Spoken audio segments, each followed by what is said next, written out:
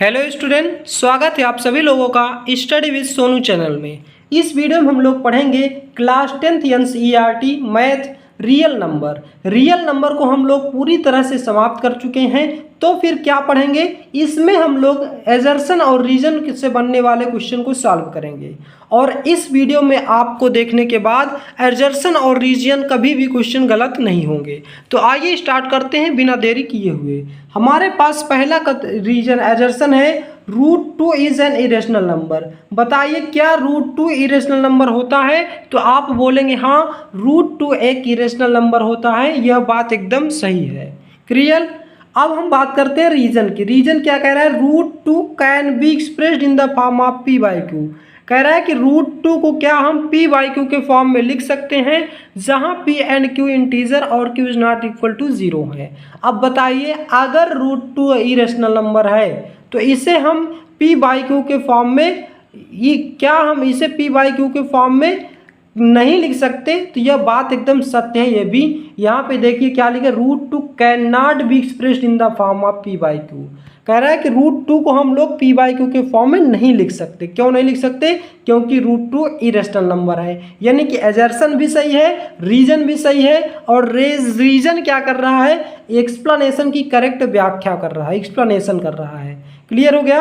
तो यहाँ पे ऑप्शन ए में देखिए, both assertion and reason are true and reason is correct explanation of assertion. तो ये बात एकदम सत्य है। तो यहाँ पे ऑप्शन नंबर ए करेक्ट हो जाएगा कि एजर्सन और रीजन दोनों सत्य हैं, और रीजन जो है एजर्सन की व्याख्या कर रहा है। क्लियर हो गया?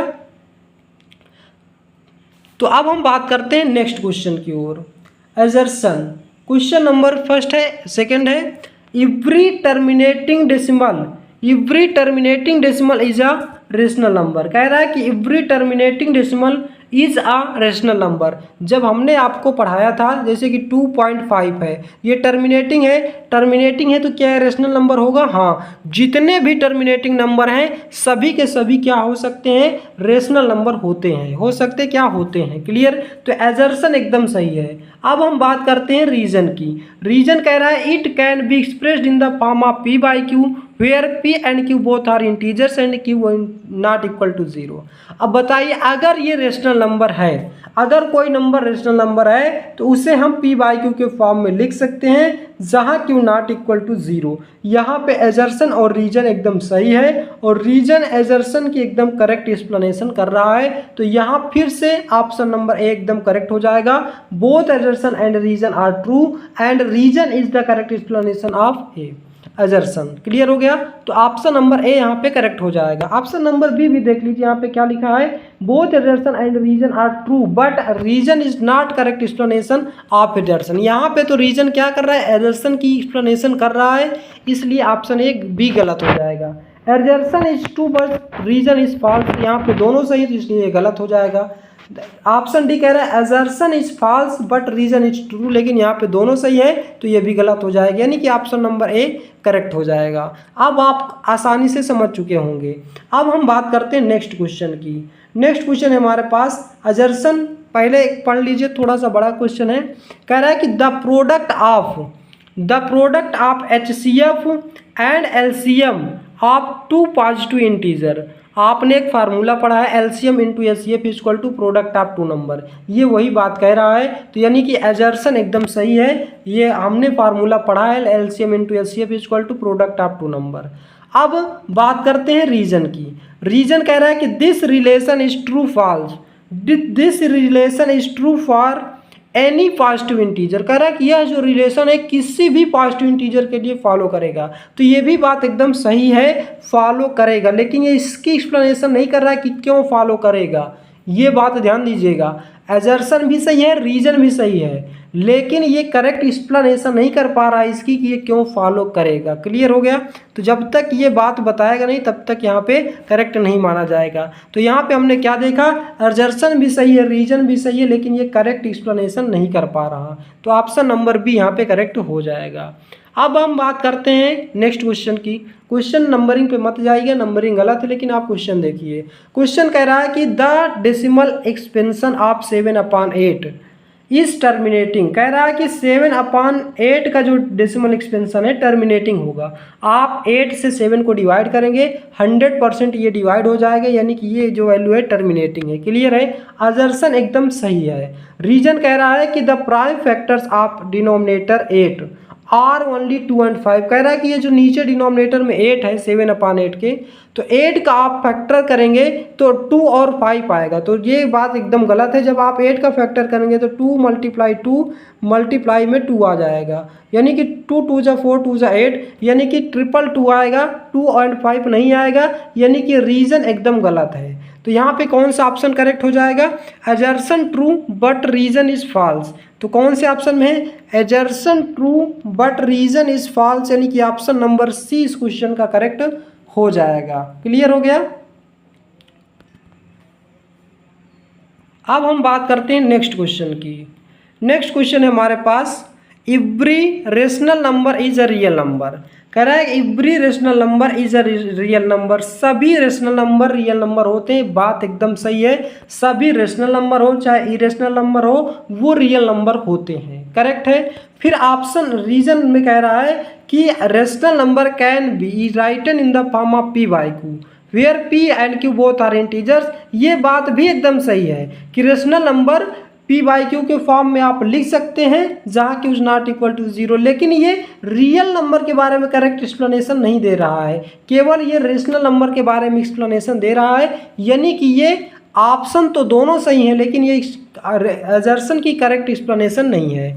तो ऑप्शन नंबर ए यहाँ से हट जाएगा, क्योंकि इसमें दिया है कि both assertion and reason are true but reason is correct explanation. यहाँ पे करेक्ट एक्सप्लेनेशन नहीं दे पा रहा, इसलिए गलत हो जाएगा। तो यहाँ पे ऑप्शन नंबर बी करेक्ट हो जाएगा। Both assertion and reason are true but reason is not correct explanation of assertion।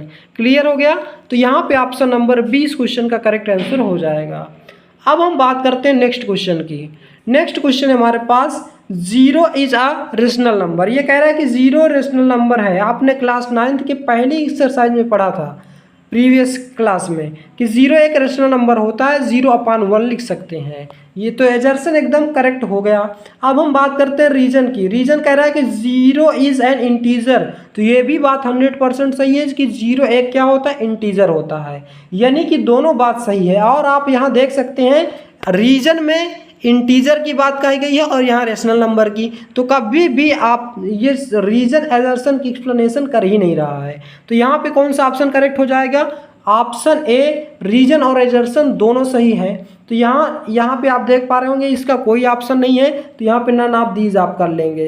तो यहाँ पे असर्शन और रीजन दोनों सही हैं और दोनों, और ये किसी की व्याख्या भी नहीं कर रहा है, इसलिए यहाँ पे इस तरह का कोई ऑप्शन नहीं है, तो नन ऑफ दीज कर लेंगे।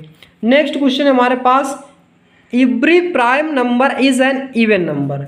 कह रहा है कि सभी प्राइम नंबर एक इवन नंबर होते हैं। सभी प्राइम नंबर, जैसे कि 2 है तो 2 तो है इवन नंबर, ये बात ठीक है, लेकिन 3 भी प्राइम नंबर है। क्या 3 इवन नंबर है? आप बोलेंगे नहीं, तो ये ऑप्शन जो है असर्शन हमारा क्या हो गया? रॉन्ग हो गया, गलत हो गया। अब हम बात करते हैं रीजन की। रीजन कह रहा है कि every even number is divisible by 3। सभी इवन नंबर 3 से डिविजिबल हो जाएगा, ये बात गलत है। क्या 4 कभी 3 से डिविजिबल हो जाएगा? नहीं। तो ये भी बात एकदम क्या है? गलत है। तो both assertion and reason are false. तो यहाँ पे असर्शन, यहाँ पे फिर से देखिएगा, every even number is divisible by 3, ये बात तो गलत है। सभी इवन नंबर 3 से डिविजिबल नहीं होंगे। फिर कह रहा है कि every prime number is an even, ये बात ठीक है, every prime number is an even number. तो ये दोनों बात यहाँ पे गलत है। तो यहाँ पे दोनों बात गलत होती तो ऑप्शन यहाँ पे कुछ नहीं है, तो यहाँ पे भी आपका क्या आ जाएगा? नन आ जाएगा। क्लियर हो गया। नेक्स्ट क्वेश्चन है हमारे पास, the cube of any odd number is even. कह रहा है कि cube of any odd number, किसी भी ऑड नंबर का आप क्यूब करते हैं तो इवन नंबर आता है। जैसे हम ऑड नंबर 3 का क्यूब कर देंगे तो कितना आ जाएगा? 27 आ जाएगा। तो 27 इवन नहीं है, यानी कि असर्शन यहाँ पे गलत हो जाएगा। रीजन कह रहा है कि the square of any even number is divisible bye 4। Even number का स्क्वायर करेंगे तो 4 से डिविजिबल होगा। आप 2 का स्क्वायर करेंगे 4, 4 4 से डिविजिबल है। 4 का स्क्वायर करेंगे 16 आ जाएगा, ये भी 4 से डिविजिबल है। आप 6 का स्क्वायर करेंगे 36, ये भी 4 से डिविजिबल है। 8 का स्क्वायर करेंगे 64, ये भी 4 से डिविजिबल है। 10 का स्क्वायर करेंगे 100, ये भी 4 से डिविजिबल है। यानी कि रीज़न यहाँ पे आपकी करेक्ट हो जाएगी। तो यहाँ पे कौन सा ऑप्शन सही हो जाएगा? Assertion is false but reason is true. तो कौन सा ऑप्शन है? Assertion is false but reason is true, यानी कि ऑप्शन नंबर डी इस क्वेश्चन का करेक्ट आंसर हो जाएगा। तो दोस्तों ये था हमारा असर्शन एंड रीजन का क्वेश्चन एंड आंसर।